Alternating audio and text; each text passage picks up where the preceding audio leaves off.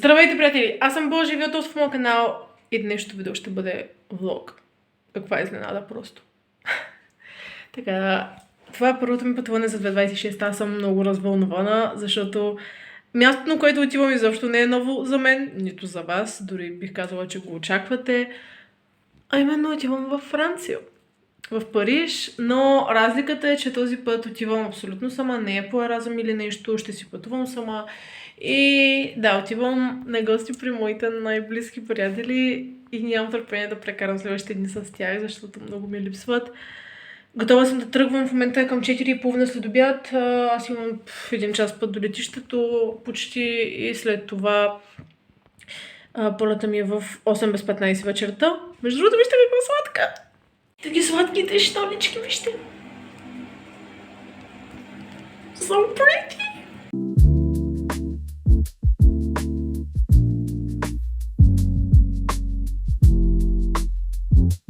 Часове по-късно няма повярвате какво стана. On Jet2 holiday, and right now you can save 50 boji per person.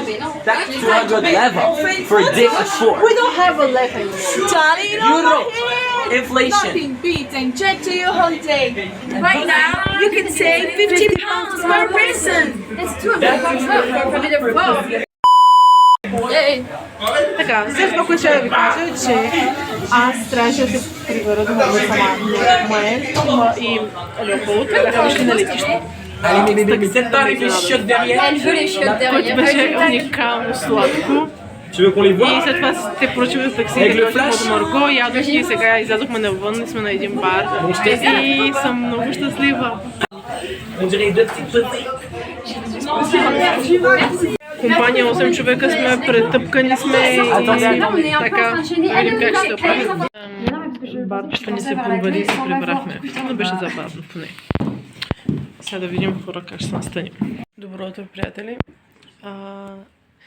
Сега е може би към 11:30 почти ще излизаме, ще ходим в един като ресторант в Монмартър и сега тук чакам Марго да се оправя, другите май са готови. И така, Леополд и Маел са в другия апартамент и сме готови да ходим. Само да ви кажа, че не знам с нощи как се наместихме 6 човека в този малък апартамент. Но да, на това спахме 3 човека и в другата стая спаха още 3 така. Добро утро. Добро утро. Отиваме към Монмартър. Да. Да. Ето тук е остатъка от компанията на Марго, гаджето и двете приятелки. И да, едно от момичетата си тръгна сутринта. Да. Отиваме в ресторанта. What was the name of the restaurant? Bah oui, en fait, c'est ça, ça fait 3 que ça В един ресторант, който е много известен, защото е един от техните най-известни филми. Мисля, че има сцени снимани тук, ако не греша, но да.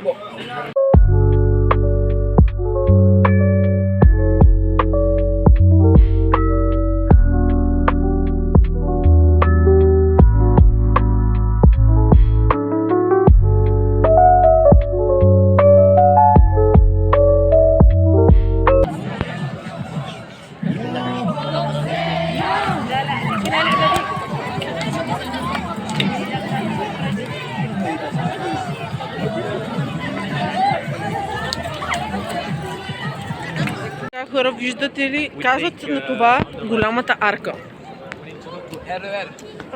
За първи път съм тук. Тук беше рандом кей-попа, който Маел искаше да ходи да танцува, си показах видеа. И сега ние сме само 3 реално. И да, Марго трябва да изпрати последните 2 момичета. И не знам дали ще ни джойне след това.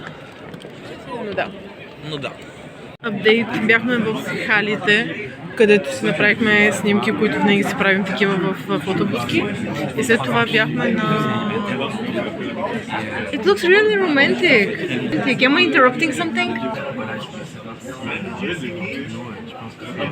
Хора, май прекъсвам нещо. Прекъсвам нещо важно, хора. Да, купих. Моята приятелка от Тайланд ме помоли да й купя нещо, което много търсеше, а именно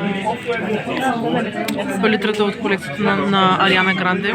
Нямаха това, което тя искаше, но тя каза, че това също е окей. И сега сме на като кафе, да речем. И така, много е красиво. Добро утро. Часът е 6:51 сутринта, изглеждаме покъртително. Сега ще ви дам малък апдейт вчера какво се случи. Бяхме в кафенето последно, което ви снимах. След това решихме, че ще видим едни барове, но този, който искахме днес имаше, вчера да имаше някакъв смотан евент, който ще да е на френски. Не е смотан, но ще да е на френски. И тук се разходим из Ля Маре. Там просто се разходихме и след това отидохме на Сена, снимахме се, направихме се много сладки снимки и просто се разходихме там и беше много хубаво, седяхме по скамейки и след това се прибрахме, но този път аз отидох да спя с Леополд и Маел в апартамента, който те бяха. Което е много забавно, защото те спят при приятелка на майката на Леополд. Тоест аз бях в апартамента на някакви абсолютно рандом хора, които дори не ме познават, не ме видяха. Но да. И Майли сега ще тръгва с един ранен влак сутринта и аз си обещах, че ще я изпратя, така че отиваме да я изпратя. Хай влог! Знаете ли какво? Това го казвам сигурно във всеки влог. За да казвам довиждане. Просто е мега тъжно. Искам да кажа само, че с всеки път ставам все по-добре в това нещо, това начинание, хора. Но просто аз без сълзя да пролея не става работата. Така да е, 7:40 сутринта изпратих Маел и бяхме на Австерлиц, но да, изпратих я тя да си ходи към нейния град и към Тур. И сега отивам към метрото. Да, към метрото да си хващам пътя към Марго. Няма да се връщам при Леополд сега, отивам към Марго. И общо взето тя ми оставила ключа под изтривалката за крака. За обувки е по-добре, защото хора... Да. И после срещам с Леополд. Ще ви рентвам докато отивам към метрото, защото искам да ви кажа нещо, което французите обожават да правят. Дали на мапса ми дава къде ми е въпросната станция за метрото. Когато аз отивам, купувам си билет, правя едно пълно кръгче на метростанцията. Искам да ви кажа, че тук е 8 часа и още е тъмно. Та, правя едно аз пълно кръгче на метростанцията, докато трябва да видя аз едни табели с метрото, което аз търся, които естествено са на френски, тъй като тук английски не зачитат. И общо взето това, което аз правя, просто да си извадя телефона и да си транслейтна набързо в Google. И то пише, нали, връзката с метростанция, с метролиния 5 и 10 е прекъсната, следвайте знаците да намерите къде сме преместили 10. Добре. Оправихме се с метрото. Само моите приятели са способни да ми оставят ключове под постелките си в Париж, за да мога да влизам от тях. Обожавам ги. Спиш, обаче те обичам. Приятели, добро утро официално. Не, че не ви говорих аз цяла сутрин, в 6 сутринта, но в момента вече е 1 без 10 на обяд. Аз като се прибрах в Марго спах и сега тръгвам в Марго, защото отиваме с Леополд навън. Ще се чакаме с него направо на Сен Шапел. Чакаме в един. Да променихме часа на 1:30 и по-добре, защото на мен ми трябваше повече време. И мисля сега да отида директно на опашката, защото за Сен Шапел винаги има някакви огромни опашки. Да, дори последните 2 пъти, в които съм в Париж, се опитвам да отида, но все се случва нещо и ми се провалят плановете. И наистина се надявам днес да ми е щастливия ден да успя да вляза в Сен Шапел, защото аз помня до ден днешен първия път, когато бях в Сен Шапел, беше просто нещо уникално красиво. Разбирате ли, това ми е любимото място в Париж, като забележителност, което съм посещавала. Просто няма такова второ. И да. Хора, стигна до Сен Шапел, не съм видяла още цялата опашка колко е дълга, но само това, което виждам, ми става лошо просто. Защото май пак няма да можем да я видим. И съм благодарна, че първия път, когато съм идвала в Париж, съм успяла, защото хора, невъзможно е. Просто вижте, хора, и това се случва. Така, с Леополд съм. The vlog. Бяхме на опашката, поседяхме, не минахме и си тръгнахме. Той иска да ходи да яде нещо. Да. Общо взето, той автобуса му в 4:30 и така. Ще ви апдейтна. Аз може по-късно пак да реша да опитам да вляза в Сен Шапел. Не се отказвам. Ще видим. Така, бяхме в Монопри. Монопри? И аз ходих на шопинг, хора. И си купих панакота. 2,30 евро за 2 броя. И за 1,50 евро си взех моите любими пюрета, да ги наречем. Те ги наричат компот, но са пюрета. И да, искам да си купя бри 1 кг, но няма да е, защото тук нямаше. И може би просто като се прибера в София ще отида до Метро. Хора, само да ви кажа тайната на Метро. В Метро имат бри 1 кг за 20 лева. Изпратих Леополдчето на неговата гара и сега отивам към един парк, който е много красив и нямам търпение да отидем там. Сама да отида там и да. Хора, паркът, който бях, беше много красив. Много препоръчвам, особено в някакъв друг сезон да бил още по-хубав, но и така много ми хареса.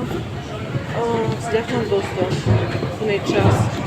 И сега се прибирам, като в самото метро имах 15 спирки, защото беше в другия край на Париж. В самото метро имах 15 спирки, сега ще плащам второто, с него имам 6. И да. Друго странно нещо е, че последните 2 пъти аз просто слагам Navigo картата, където там се зареждат билети за градския транспорт в Париж. И не знам какво се случва, но не ме таксува. И явно имам някакви стари билети, не знам.